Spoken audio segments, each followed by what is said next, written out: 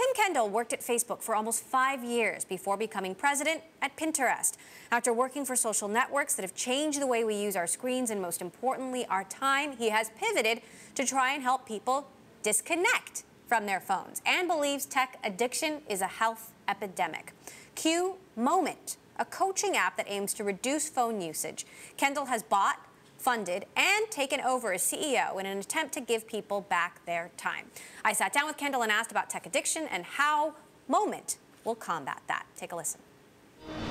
In a phrase, we want to give you back your time. And so the question is, well, how do we do that? And we basically help you understand how you use it. That's sort of like the first step is awareness.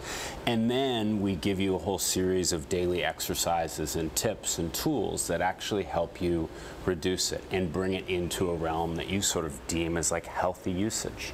And what we find when we talk to our users who are able to help reduce their usage on average about 30%, which is significant when you spend 4 hours a day on your phone, people actually notice that even with 30% reduction, their relationships are better, their focus is better, and they're actually just generally happier. So do you think what Apple is doing here is not enough? I think it's incomplete.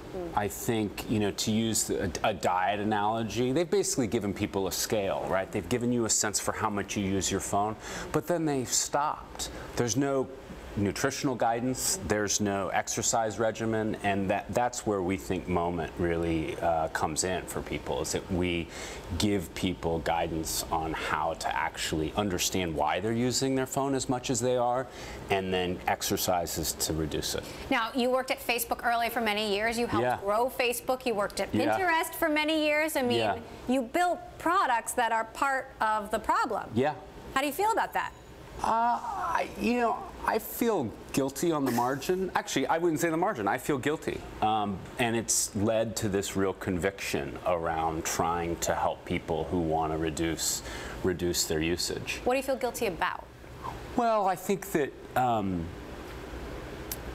candidly, we didn't even anticipate when I was at Facebook that this would become a health epidemic. That just never even crossed any of our minds. And I think that in retrospect, I wish that I had that realization. And, I obviously can't change the past. What I can change is what I'm doing now, and that's pursuing this conviction to help people who are struggling, like I struggle. So I got to ask you about this latest Facebook New York Times report that they were slow to act when it came to Russia, that they employed questionable tactics to protect their image. Is Facebook now the one that's threatening our democracy and not people using Facebook in nefarious ways? Yeah, I think Facebook is finding itself in just such a complex intersection of the world, right? Of government, geopolitical issues, et cetera. And I, having known those folks, I think they're doing the best that they can. You do? I do, and I think that there's a real, the pendulum swings right back and forth for all these companies, and I think, unfortunately, they're stuck in a moment right now where it's just they're kind of down, and people are kicking them sort of relentlessly. But do you think that they are under some sort of misconception about the good that they're doing in the world when we also see so many bad?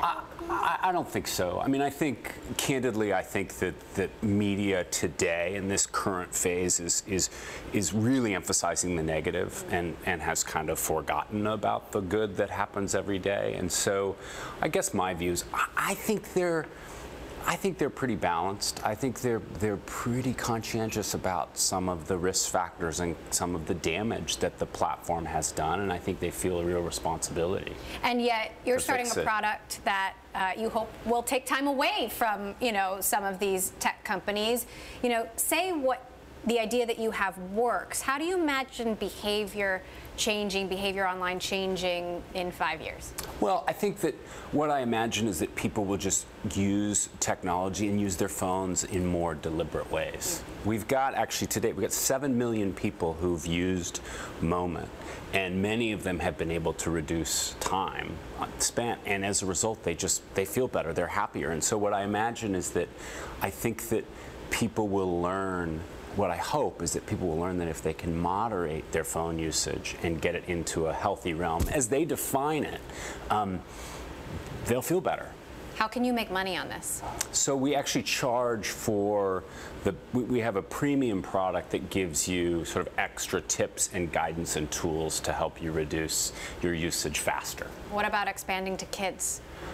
So we have a family feature already. So we have that sort of on the margin, I would say, and expect that to get even better.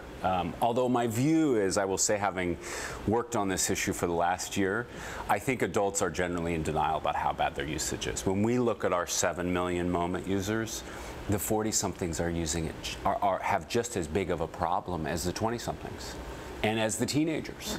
So this notion, I think, and I'm a parent, you're a parent, that, oh, well, really, it's a kid's problem, it's not our problem. And our view is actually the adult modeling is not great right now and is a huge lever in changing how kids use their phones.